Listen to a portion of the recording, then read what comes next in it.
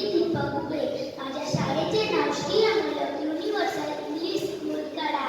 महान तपस्वी परमपूज्य शास्त्रोद्धार बालब्रह्मचारी श्री अमोलक ऋषीजी महाराज यांची 88व्या पुण्यतिथी निमित्त आपण इथे जमा झालेलो आहे.